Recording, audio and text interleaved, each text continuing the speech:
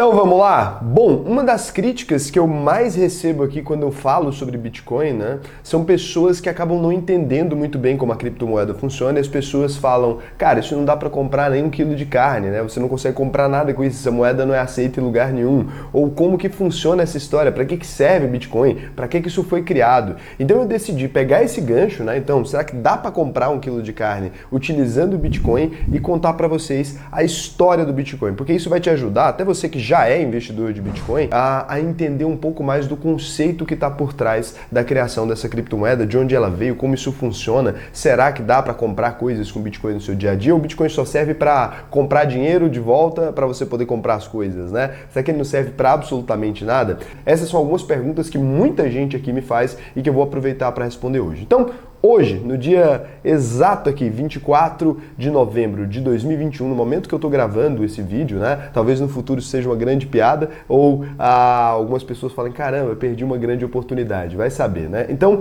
o Bitcoin hoje ele vale R$ 314.996,08, né? Mesmo valendo isso tudo, hoje você não consegue ir na farmácia ali, por exemplo, da sua esquina e ir comprar, né? Pegar um Bitcoin, passar para o caixa ali, igual você faz com o Pix e comprar alguma coisa. Ele é uma moeda, ele tem esse valor, mas você não consegue fazer isso ainda. Por quê, né?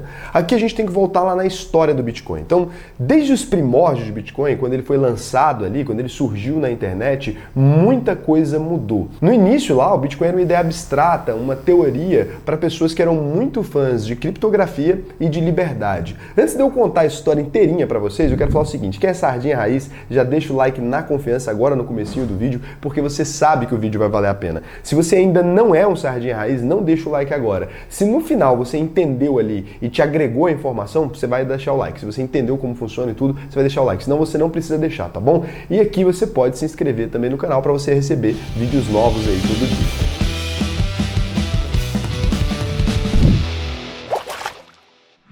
Então, no dia 31 de outubro de 2008, veio ao mundo aí o White Paper do Bitcoin. Era um documento, alguém escreveu um documento explicando como é que funcionava a tecnologia por trás do Bitcoin. Essa pessoa se auto-intitulou, essa pessoa ou esse grupo de pessoas, nós não sabemos, né? Ninguém sabe quem realmente criou esse documento, ela se auto-intitulou de Satoshi Nakamoto. E é por isso que as casas depois da vírgula, né, de ter um Bitcoin inteiro, os centavos do Bitcoin ali são chamados de satoshis, por conta desse nome desse cara que lançou esse white paper aí. E o que é esse tal white paper, Raul? Era realmente isso, um documento explicando como é que funcionava o Bitcoin. Existem versões dele hoje em diversos idiomas. Eu vou deixar o link na descrição, lá no final da descrição, para vocês desse documento em português. Faz muito sentido você ler, se você for um cara que gosta de entender mais sobre o lado técnico da coisa. Esse white paper, ele realmente descreve, né, tecnologicamente como funciona o Bitcoin. Então ele colocou Bitcoin, um sistema de dinheiro eletrônico ponto a ponto. Então, o Satoshi Nakamoto, a gente vai falar dele como fosse uma pessoa, mas pode ser um grupo, ninguém sabe ao certo. Ele enviou esse disparo para o e-mail de várias pessoas, né? Pessoas interessadas em criptografia que poderiam pôr essa ideia em prática junto com ele.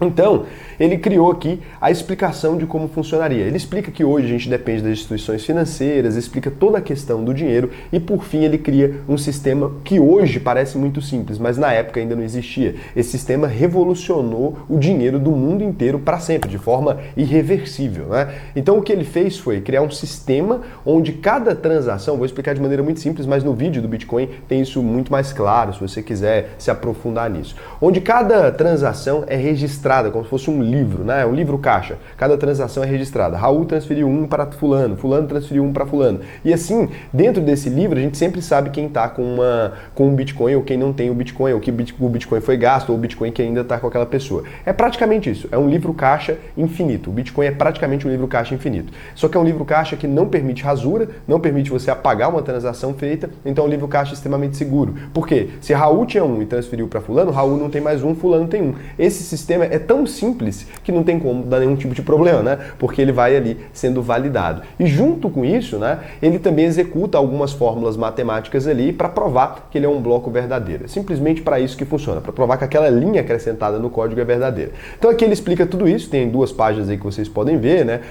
Ele fala do problema, ele fala das chaves públicas aqui, ele fala de tudo, ele fala sobre gastos duplos, né? Como que ele evitaria. Então esse sistema descreve toda a tecnologia envolvida no Bitcoin. Bitcoin e por que ela é muito segura. Então o Satoshi Nakamoto ele iniciou a criação do Bitcoin em si, né? Num fórum ele era ativo ainda, no fórum do Bitcoin, que é a comunidade do Bitcoin, ele era ativo até 2010 e depois de um tempo ele simplesmente falou que estava indo se dedicar a outros projetos e desapareceu. Ninguém nunca viu esse cara de novo, ninguém nunca mais conseguiu provar ser ele, então esse cara sumiu ali e o Bitcoin continua evoluindo porque ele não depende do fundador, ele não depende de ninguém, é um sistema completamente descentralizado, não existe um controlador, uma empresa que controla o Bitcoin, não existe nada disso. Cada pessoa individualmente, por isso que chama ponto a ponto, cada pessoa individualmente cria o ecossistema inteiro, né? É como se fosse um planeta integrado ali, tudo faz parte, né? A água que está aqui, se vem um terremoto de um lado, impacta no outro, é tudo desse jeito, tudo conectado. Mas isso é a parte tecnológica, você não precisa entender muito bem. Então, o que as pessoas procuram no Bitcoin? Beleza, o cara criou uma tecnologia de uma moeda imaginária ali, que pode ser transferida de uma pessoa para outra. Até aí não faz muito sentido, né? Por que as pessoas viram valor ali em algo que nem existe? Afinal, o Bitcoin não é nada mais do que algumas linhas de códigos de computador. Quando a gente fala que o Bitcoin é uma moeda ou uma criptomoeda, a gente fala isso só para facilitar o entendimento, porque na verdade não tem moeda nenhuma. Você não ganha nem uma figurinha, não é igual um joguinho, né? Que você tem uma bolinha de um dinheirinho ali. Você não tem absolutamente nada. Você tem um negócio escrito 1, 2 ali. E é só isso, né? Se você tem um sistema que alguém fez ainda, porque o Bitcoin mesmo não vem com esse sistema. Então, você tem uma carteira ali que só mostra a quantidade que você tem. É a carteira, pode colocar a moedinha, pode colocar o ícone que ela quiser, mas o Bitcoin em si, ele não é nada. Ele é uma linha de código e é uma coisa imaginária. Por que alguém estaria disposto, né, a pagar mais de 300 mil reais em uma linha de código imaginária que nem uma figurinha bonitinha não tem, né? Porque se tivesse uma figurinha bonitinha poderia ser legal. Então é isso que fez muita gente confundir aqui o Bitcoin, né, com a pirâmide financeira. Porque, cara, eu vou comprar um nada, baseado em nada, eu não tenho nada, por 300 mil reais e as pessoas vão acreditar que isso aqui vale? Até quando isso vai durar, né? As pessoas sempre pensam assim. Aqui agora é que você precisa entender o porquê que o Bitcoin foi criado. O Bitcoin, ele é, acima de tudo, uma ideia de mundo, ele é um ideal de mundo que o criador tinha ali. Então, hoje, o nosso dinheiro, né, não importa se a gente está falando de euro, dólar, peso argentino, peso bolívares, reais, todo o dinheiro ele é controlado por alguma casa da moeda. Então todo o dinheiro é governamental. O cara, quando ele criou o Bitcoin, ele pensou o seguinte: cara, não importa se você é de direita, de esquerda, de bandinha, de ladinho, o que você seja, né? Deixar a capacidade de criar um dinheiro novo na mão de um governante dá para ele um poder absoluto, ou na mão de alguns governantes que seja, dá para ele um poder absoluto. Essa pessoa ou essas pessoas, esse grupo organizado, ele pode colocar mais dinheiro na economia de maneira assustadora, criando pobreza. Eles podem confiscar o dinheiro das pessoas que estão nas poupanças, porque os bancos obedecem a esses caras. Então eles podem fazer o que eles quiserem, eles podem proibir você de fazer uma transação, né? Agora ninguém mais vai transferir mais de 10 mil reais, ou ninguém mais vai transferir mais de 500 reais durante a noite. Então eles podem fazer qualquer regra que eles quiserem. E quando o cara percebeu isso, né, o Satoshi Nakamoto aí, ele ficou assim: meu Deus, cara, a gente deixou todo o dinheiro, todo o poder, todo o fruto do nosso trabalho na mão do governo. Porque quando o governo controla aquele papel ali, ele decide o que é ilegal, o que é legal. Então ele decide que tipo de empresa você pode abrir, que tipo de empresa você não pode abrir, e não apenas com o monopólio da força, que é como ele fazia antes. Quando o governo tinha ali o monopólio da força, nos governos antigos, ele podia ir até na sua casa, mas ele tinha que te descobrir que você fez essa transação, alguma coisa, e você ali poderia ser preso, responsabilizado de alguma maneira. Se muita gente fazia essa coisa, o governo não tinha nada que ele poderia fazer, né? Ele ficava ali refém dessas pessoas de alguma maneira. Agora, quando você tem ali um sistema integrado com isso na internet da maneira que é hoje, o governo pode bloquear o dinheiro de todo mundo agora. Por exemplo, congelar. É um poder muito grande. Você fala, mas isso não vai acontecer e tal. É um poder muito grande e que eles utilizam não com o objetivo de facilitar a sua vida. Eles utilizam esses mecanismos cotidianamente com o objetivo de te lesar. Então, criando inflação, criando diversos mecanismos que acabam te prejudicando. E aí, aqui, pode ser que você tenha uma visão política diferente disso. Você acha que realmente o mundo deveria ter um grande controlador. Mas quando a gente deixa o dinheiro do povo na mão do povo, a gente tem mais democracia naturalmente, né? Cada um com o seu próprio dinheiro, a gente tem uma democracia muito maior. Eu posso comprar de você e você pode comprar de mim sem a gente ter que explicar nada para ninguém. Então o Satoshi Nakamoto, né, ele deve ter estudado pessoas liberais no mundo e percebeu esse conceito. E aqui vem a segunda revelação, né? O que é o dinheiro? Já parou para pensar nisso? O dinheiro em si, o dinheiro, o papel que você tem, ou aqueles dígitos que você tem na conta. Da mesma forma que o Bitcoin, aquilo ali não é nada, é uma ideia. Quando você vai na caixa do supermercado, né, e você dá R$100 para uma moça, ela deixa você levar suas compras e te volta um troco, você deu uma folha de papel para ela, uma folha de papel colorida, ela acredita que tem valor, você acredita que tem valor, a sociedade acredita que tem valor, e por acreditar que aquele papel tem valor, aquele papel passa a ter valor. Então o Satoshi Nakamoto viu isso tudo e pensou, cara, se o mundo já funciona assim, se a gente acreditasse em um dinheiro completamente livre, que ninguém pudesse confiscar da gente, que não pudesse ser impedido de ser transferido de maneira nenhuma, que fosse internacional, que eu posso transferir daqui para a China sem ter que converter, sem ter que fazer nada, é um Bitcoin aqui, é um Bitcoin lá. E na hora que ele pensou isso, então a gente tem a criação, enfim, do Bitcoin. Então o Bitcoin foi criado e, obviamente, adivinha o que foi a primeira coisa a acontecer, né? Se esse dinheiro não estava regulado de maneira nenhuma e se ninguém estava vendo o que acontecia ali, a internet,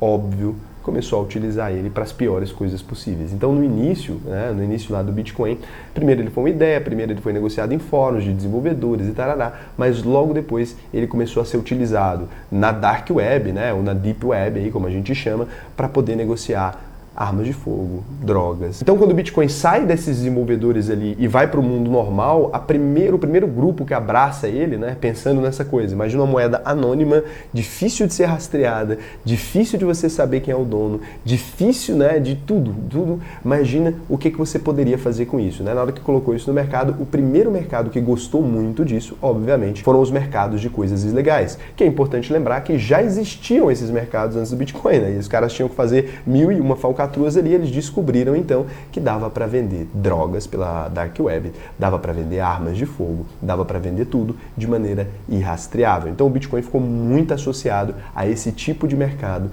lá no começo. Mas aqui tem um ponto muito negativo que foi: facilitou a vida desses criminosos ali no começo. De fato facilitou. Essas pessoas já faziam isso, mas, o Bitcoin melhorou muito a vida delas, né? Porque elas poderiam fazer isso ali de forma mais anônima. Mas aqui também a gente fez o teste de fogo do Bitcoin, né? Será que o Bitcoin realmente era tão irrastreável assim? Era tão difícil de ser parado dessa maneira? Quando as pessoas começaram a negociar drogas e armas vendendo essas coisas por lá, pela Dark Web, a gente percebeu que sim, o Bitcoin é realmente anônimo e é realmente muito difícil de ser rastreado, porque eles não conseguiam encontrar quem eram essas pessoas, mesmo sabendo o número da carteira delas, mesmo sabendo tudo isso. Governo nenhum conseguiu localizar essas pessoas, policiais não conseguiram, e eles tiveram que utilizar os métodos tradicionais de investigação que não envolviam, né, a encontrar um rastreio com base na conta. Então, apesar do Bitcoin ser anônimo e tudo mais, ele deixa rastros porque toda transação ela é pública. Então, dá para saber que esse cara, né, ele moveu para carteira tal, moveu para outra carteira, e por isso era possível detectar quanto dinheiro ele estava movimentando. Todo mundo poderia ver quanto dinheiro ele estava movimentando, mas o governo nunca conseguiu prender essas pessoas, então o Bitcoin passou nesse teste de anonimato. O Bitcoin, junto com isso, cresceu com uma carga muito negativa nesse começo do Bitcoin. Ele era utilizado nesses lugares, a maioria das matérias falava do Bitcoin como fosse um dinheiro para cometer crimes, né? É engraçado pensar isso hoje, porque a gente está em 2021 e essa imagem do Bitcoin saiu completamente. Mas no começo, quando a gente vai para 2011, 2012, 2013, até em 2014, você ainda encontrava muitas matérias associando realmente o Bitcoin a atividades ilegais que já existiam antes do Bitcoin, né? Então os anos se passaram, mais gente começou a utilizar Bitcoin nas mais variadas coisas. Mas aqui a gente precisa voltar mais atrás ainda e tentar se lembrar da primeira negociação que a gente tem registro do Bitcoin. 11 anos atrás, no dia 22 de maio, teve uma primeira negociação com o Bitcoin, que é conhecida pela sociedade, muito antes ainda das armas, que foi a compra de 2 pizzas por 10.000 Bitcoins. Vale lembrar que na época o Bitcoin não valia praticamente nada, né? Isso em dinheiro atual, aqui está uma matéria falando disso, mas isso em dinheiro atual seriam 3.173.189.597 reais. Nada mal para 2 pizzas, né? Então essa foi a primeira negociação que foi feita ali oficialmente com o Bitcoin. Então você pode perguntar agora, né? Como que alguém tinha 10.000 Bitcoins ali para poder comprar uma pizza, por exemplo? Então, no começo da criação dos novos Bitcoins, era relativamente fácil ali, né, por meio da mineração, conseguir ganhar um monte de Bitcoin. Você ligava seu computador e ajudava no processo de mineração ali do Bitcoin e você recebia uma pequena participação. Isso existe até hoje, mas hoje você não consegue mais fazer com o seu computador. Você precisa de grandes máquinas ali focadas em fazer isso, né, para que esse custo seja minimamente viável. Então, isso garante, esse processo todo de mineração do Bitcoin, ele garante a segurança do sistema, ele acrescenta algumas camadas. Para quem vai ler o white paper vai entender melhor. Então, quem ajuda nessa mineração ganha um pedacinho dos Bitcoins lá e muita gente ganhava. E você também ganhava Bitcoin para clicar em banner em site, você ganhava Bitcoin para qualquer coisa, que era desenvolvedor em fóruns, tinha alguns fóruns que a gente usava Bitcoin para transferir um para o outro ali. Era muito comum fazer essas atividades assim. Então, o Bitcoin ele começa numa negociação de pizza, vai adotado ali pelo mercado ilegal e aqui a gente consegue ver uma evolução do preço do Bitcoin e a gente consegue ver também o quanto o Bitcoin foi ganhando mais adeptos ano a ano, né? Então, em 2009, um Bitcoin custava somente 0,0001 centavo de dólar.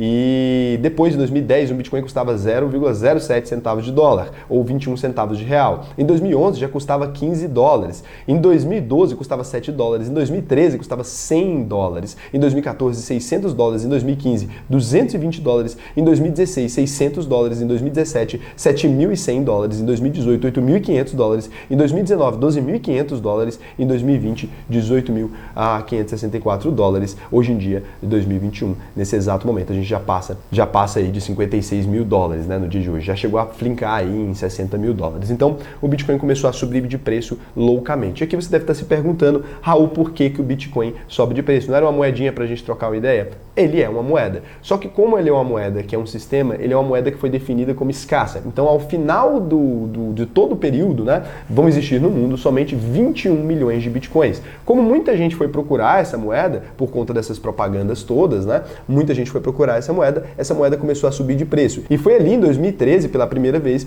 que o Bitcoin saiu da principal função dele. Ele deixou de ser uma moeda utilizada principalmente nas negociações, que era o sonho do Bitcoin, de uma moeda descentralizada para a gente efetuar trocas, e passou a ser considerado ali uma forma de investimento, né? Algumas pessoas estavam falando para você comprar Bitcoin que você ia ganhar muito dinheiro. E com isso, mais pessoas foram procurar Bitcoins para comprar. Como a quantidade é limitada, o preço foi aumentando, né? Se você só tem 10 Bitcoins ali no mundo, por exemplo, e tem 80 mil pessoas querendo, você pode ir subindo de preço e vai vendo até quanto elas pagam. Você fala, paga 10 reais, pago.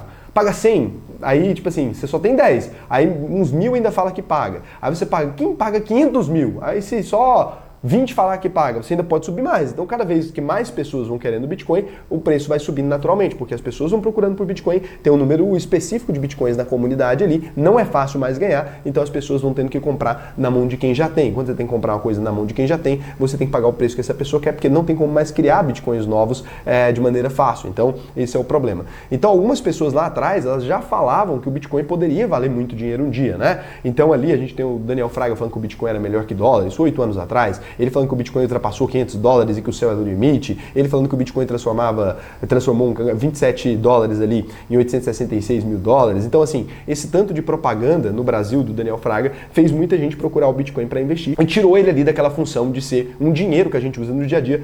Quem comprou não queria mais vender, porque queria guardar a valorização, e quando essa pessoa vendia, ela vendia para outra pessoa por muito mais dinheiro, né? Ganhando mais dinheiro assim. O Bitcoin acabou ganhando uma outra característica. O Bitcoin acabou se tornando, então, já que ninguém usa ele no dia a dia como moeda, ele acabou se tornando, então, uma coisa que a gente chama de reserva de valor. Raul, o que é uma reserva de valor? Vamos supor que você quisesse fazer uma viagem para o futuro, né? Você tem que escolher o que você vai levar para essa viagem, um dinheiro para você levar para essa viagem.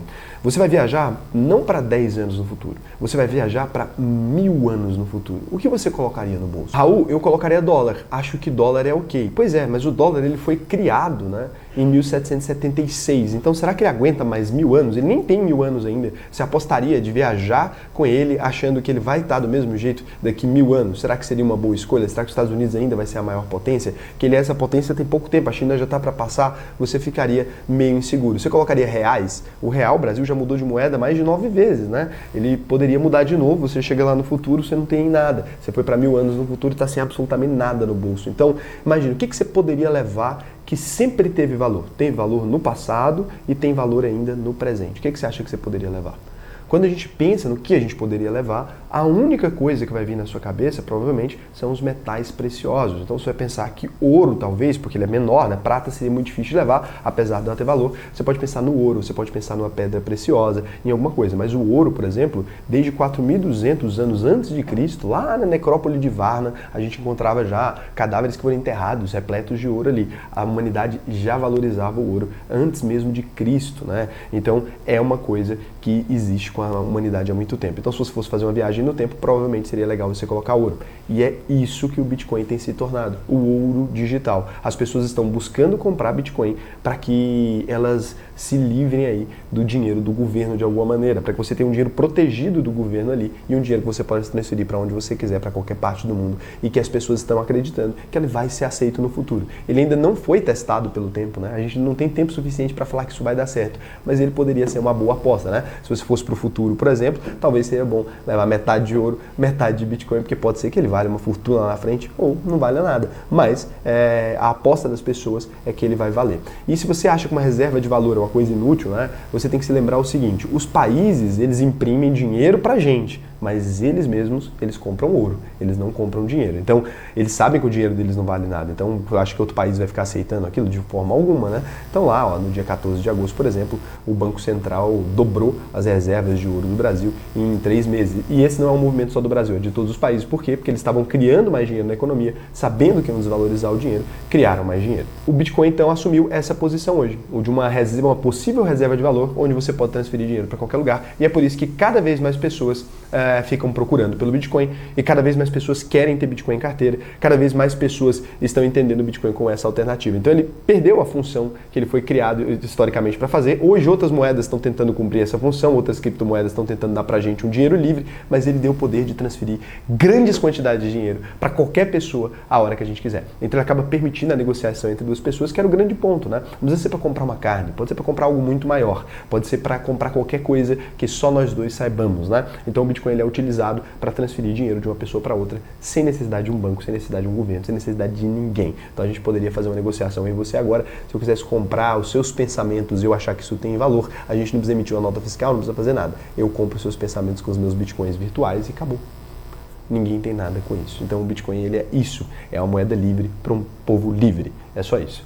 E a pergunta que fica desde o começo, né, que eu queria responder desde o começo, dá para comprar então 1 quilo de carne hoje com Bitcoin, né? Porque eu vou na farmácia e eu não vejo ninguém comprando. Dá para comprar. Então hoje a gente tem diversas soluções. Aqui, por exemplo, você pode ver um cartão de criptomoedas que aceita Visa. Então na hora que você passa, ele pode converter em cripto ali, ele converte entre cripto e reais na hora que você paga e você gasta ali em Bitcoin se você quiser. Então as pessoas que falam que Bitcoin não dá para comprar nada, não é uma mentira. Você pode comprar o que você quiser com Bitcoin, você pode comprar com diversas outras criptos, na verdade. Não tem só esse cartão, tem cartão de débito, tem cartão de crédito, tem cartão de tudo quanto é maneira que hoje já consegue debitar na carteira de Bitcoins.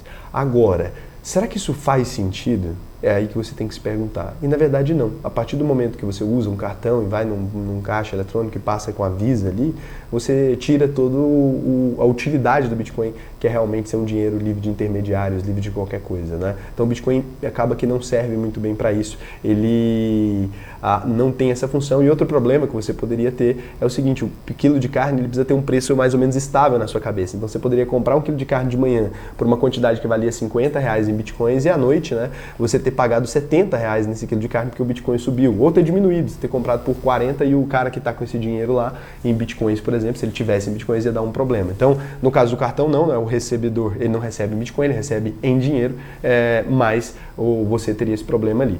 Então é por isso que o Bitcoin não deve ser utilizado hoje como uma forma de negociação, a rede nem aguenta essa robustez toda. O que ele está sendo utilizado é como um ouro digital e é nisso que eu acredito, é nisso que muita gente acredita, um dinheiro livre e que promove mais liberdade para a gente como indivíduo, para a gente ter cada vez menos dependência do governo regulando nossa vida e menos fragilidade com relação aos nossos governantes, que a gente sabe que no geral, do mundo inteiro, a gente não pode confiar nesses caras que querem controlar a nossa vida, né? Então o Bitcoin é uma ideia sobre liberdade. Se você quer pessoas mais livres, você concorda com o Bitcoin por isso, não para ficar rico, não para ficar bilionário de uma hora para outra. Pode até ser que ele se valorize se os ideais de liberdade cada vez mais alcançarem pessoas. Se você se sentiu feliz por existir o Bitcoin como coisa livre, eu quero que você comenta aqui pra mim e fala assim, eu fico feliz de saber disso. Se tiver mais pessoas que ficam felizes em saber isso do que tristes, a gente vai ter o Bitcoin cada vez crescendo mais, porque ele não está disponível para ser regulado, tá bom? Então se você quiser realmente aprender, cara, a investir não só em criptomoeda, em Bitcoin, diversas coisas, entender muito mais sobre isso, muito mais mesmo,